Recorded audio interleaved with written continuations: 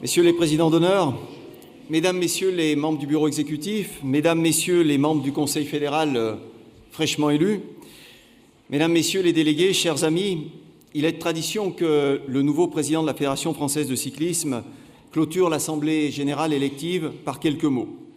Grâce à vous, grâce à votre soutien, cet honneur me revient aujourd'hui. Tout naturellement, j'aimerais débuter mon propos par des remerciements. Je souhaite remercier tous les délégués de nos comités régionaux, de métropole et d'outre-mer, de nos comités départementaux présents ici aujourd'hui. Merci à vous tous pour votre très large soutien, pour votre confiance, auquel je suis particulièrement sensible. Sachez que je suis extrêmement heureux de votre mobilisation, encore plus en faveur de mon équipe, celle qui formera demain le nouveau bureau exécutif de la Fédération française de cyclisme. Et bien entendu, en faveur de notre ambitieux projet, par votre vote significatif, vous nous donnez la légitimité, la force et l'élan nécessaires pour débuter sa mise en œuvre sans délai. Soyez convaincus que j'ai conscience de la portée de la responsabilité que vous venez de nous confier. Je sais que les enjeux sont d'une extrême importance pour vous, pour vos comités régionaux, pour vos comités départementaux, de métropole et d'outre-mer. Pour les clubs également, les clubs que nous représentons, pour tous nos athlètes, pour toutes nos disciplines qui seront chacune d'entre elles associées à notre démarche, pour toutes les familles de notre sport, que celles-ci soient amateurs ou professionnelles, compétitrices ou organisatrices, pour notre ministère de tutelle évidemment, et pour tous nos partenaires institutionnels et privés. À partir d'aujourd'hui et pour les 4 années à venir, j'assumerai en toute sérénité ma nouvelle responsabilité et je saurai défendre les intérêts du cyclisme français et de tous ses acteurs. Auprès de vous, je me suis engagé à être un président disponible, à l'écoute, toujours prêt à échanger et à débattre. Je le serai. Je serai aussi déterminé à mener à bien notre projet et à conduire les réformes incontournables qui en découlent, soyez-en certains. Je profite de ce moment pour adresser évidemment toutes mes félicitations aux membres du Conseil fédéral que vous venez d'élire. Je souhaite tout particulièrement la bienvenue à ceux nombreux, je devrais dire d'abord celles, avant ceux peut-être, celles et ceux nombreux, qui entament aujourd'hui un premier mandat fédéral. Je formule le vœu que nous trouvions rapidement une complémentarité efficace et qu'ensemble, nous nous engagions dans une gouvernance dynamique et forte de notre fédération. Vous l'aurez certainement compris, je ne suis pas un solitaire, mais plutôt un solidaire. Je travaille avant tout en équipe. Je souhaite d'ailleurs remercier ceux qui m'ont entouré, aidé, soutenu dans la construction de notre nouveau projet fédéral. Je soulignerai le rôle déterminant de l'équipe qui constitue aujourd'hui l'exécutif de notre fédération. Je les remercie déjà pour leur action à mes côtés et surtout pour leur forte implication dans les jours, les mois et les années à venir. Soyez certains qu'ils connaissent l'exigence qui sera la mienne dans la mise en œuvre de nos actions.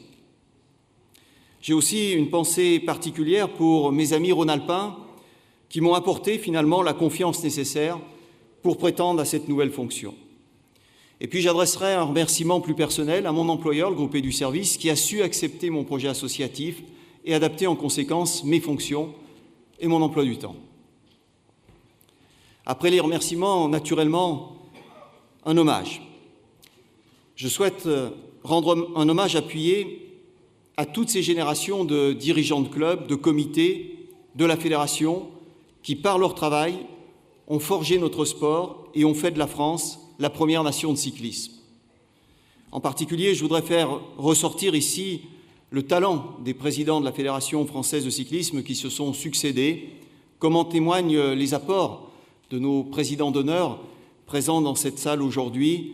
Merci à vous, Daniel Ball, merci à vous, Jean Pitalier, pour tout ce que vous avez construit dans le passé et dont on profite aujourd'hui. Bien évidemment, je souhaite aussi rendre un hommage très appuyé à David Lappartient. David a su, bien évidemment, par son talent, son charisme, son énergie, son sens de la communication, faire rayonner la Fédération française de cyclisme auprès de nombreux acteurs tant sur la scène nationale que sur la scène internationale. Avec le Vélodrome de Saint-Quentin-en-Yvelines, son action a permis à notre Fédération française de cyclisme de bénéficier d'un outil olympique qui pourrait placer, croisons les doigts, en 2024, le siège de notre fédération au centre des très désirés Jeux olympiques. C'est un outil de premier ordre dont disposent nos athlètes, nos cadres techniques, et nous mettrons toute notre énergie à faire fructifier cet héritage. Mais l'action de David Lappartient, ce sont aussi des combats menés à l'international pour défendre, pour promouvoir, au nom de la France, la vision d'un cyclisme éthique, appuyé sur l'authenticité de ses valeurs et de son histoire. La Fédération française de cyclisme soutiendra sans l'ombre d'une hésitation l'action du président de l'Union européenne de cyclisme et peut-être, l'avenir nous le dira, du candidat et pourquoi pas du futur président de l'Union cycliste internationale. Et nous soutiendrons cette démarche en cultivant l'idée que, dans le concert complexe des cultures et des visions multiples du sport et du cyclisme, la voix de la France doit continuer à être portée et à être entendue. Je voudrais à ce stade faire une toute petite parenthèse et vous demander, à vous tous délégués, de promouvoir, on va dire comme ça, au rang de président d'honneur par votre acclamation, David Lappartient, au regard de l'ensemble de son action et de son bilan extraordinaire.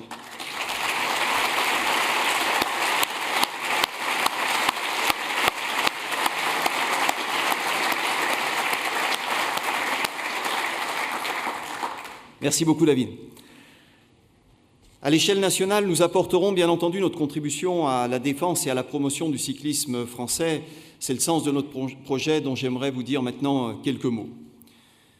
Dorénavant, l'action de l'exécutif de notre fédération va être placée sous le sceau des grands principes que nous avons déclinés et qui nous permettront de conserver une ligne de conduite droite, ferme et orientée vers le seul intérêt général de notre cyclisme.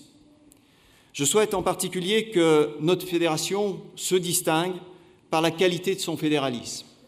Un fédéralisme fruit d'une gouvernance ouverte, faite de consultations et d'échanges entre les différents acteurs, un fédéralisme attractif, tourné vers tous les sympathisants du vélo, dont certains aujourd'hui savent parfois à peine que nous existons et encore moins ce que nous faisons.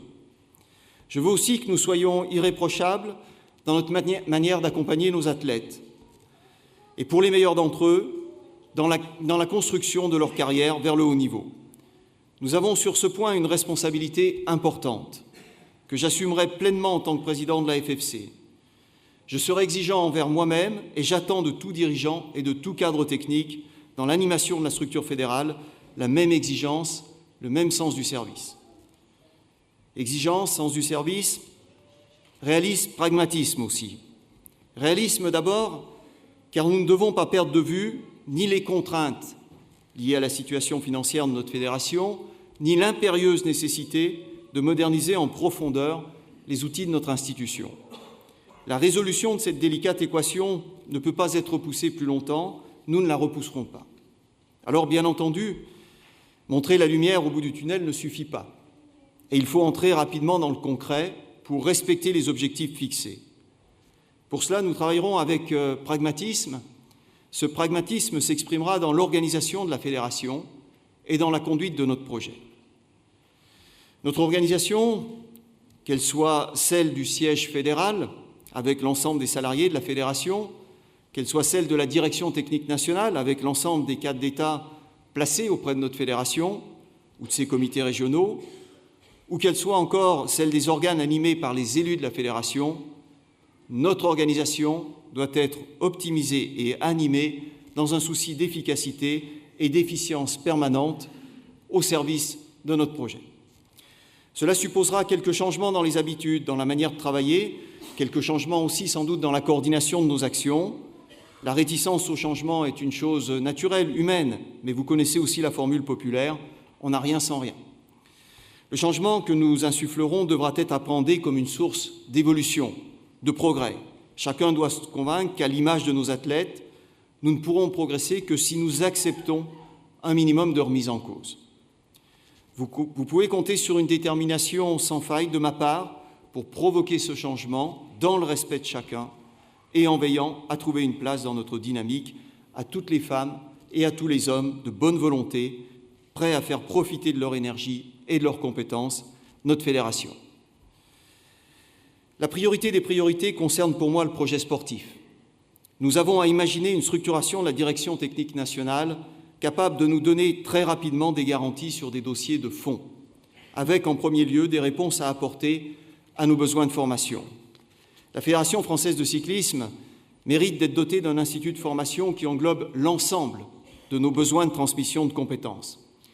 Cet institut doit pouvoir s'appuyer sur des technologies modernes qui rendent accessibles au plus grand nombre, d'une manière la plus large géographiquement, nos parcours de formation. Nous devons aussi revigorer le vivier des éducateurs, qui s'est terriblement affaibli. Ce vivier est indispensable à un accueil qualitatif au sein de nos clubs.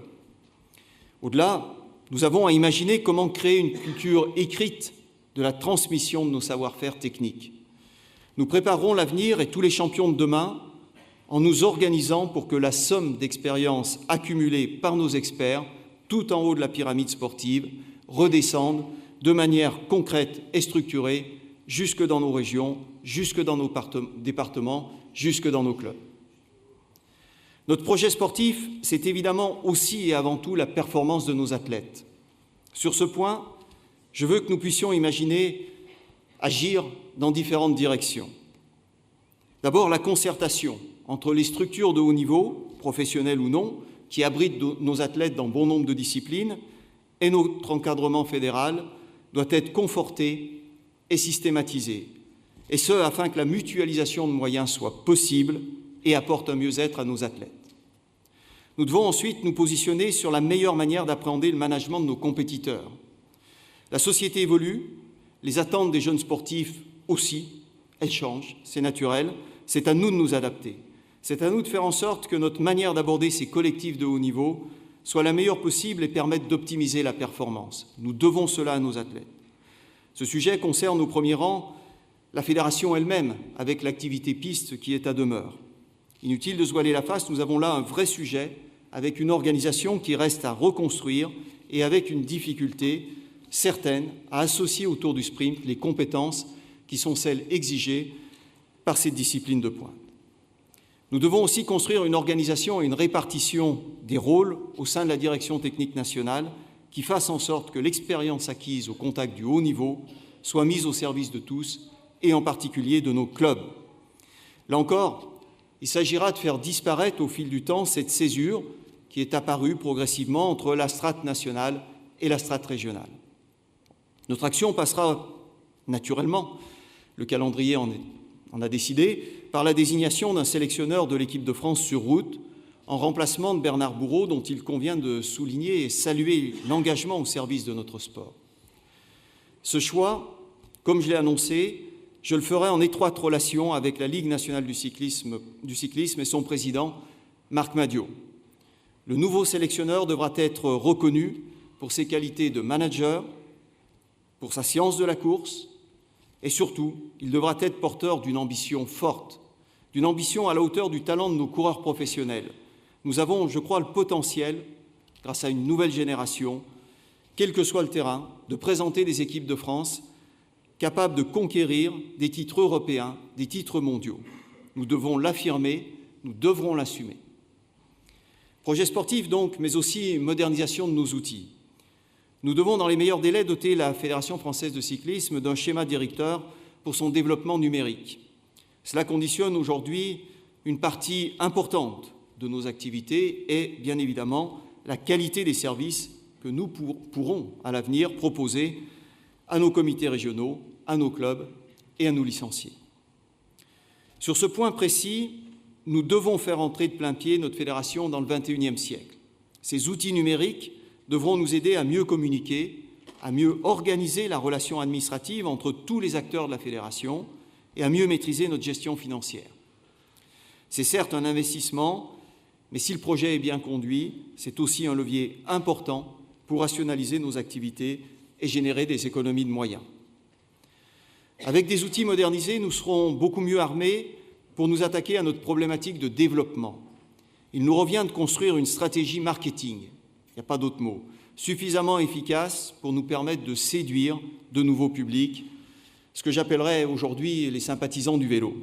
Ceux-là même qui ignorent parfois jusqu'à l'existence de notre fédération, je le disais, et il faudra nous débarrasser entre-temps de quelques-uns de nos préjugés pour concevoir que ces publics éloignés de la compétition ont finalement beaucoup de choses à partager avec nous.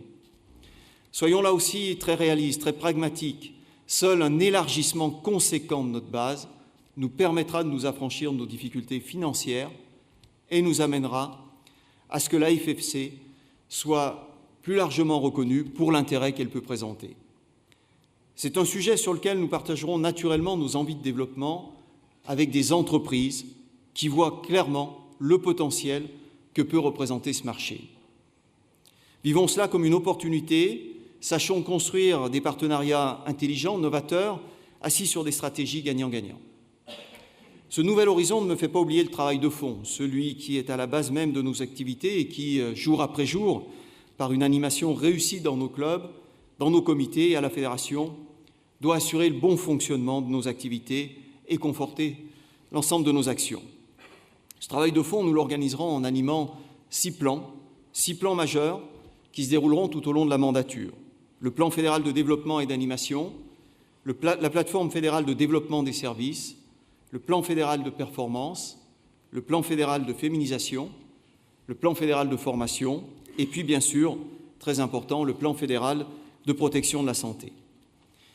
Ces plans seront tous construits de manière à décliner des actions concrètes au profit des territoires, au profit des clubs, au profit du haut niveau, au profit des jeunes et au profit de ce public élargi que nous devons conquérir. La mise en œuvre de l'ensemble de ces plans nous amènera à venir vous rencontrer dans vos régions, avec vos départements, pour établir ensemble des conventions d'objectifs qui fixeront le dénominateur commun nécessaire à une bonne homogénéité de la politique fédérale sur le territoire, tout en laissant également s'exprimer les particularismes locaux. Comme vous pouvez le constater, la feuille de route est bien remplie. Il est temps pour nous de se mettre au travail. Nous allons le faire sans délai avec vous tous, pour notre fédération, pour faire triompher notre cyclisme, le cyclisme français. Je vous remercie et je vous invite bel et bien à ce qu'on puisse rouler tous ensemble. Merci.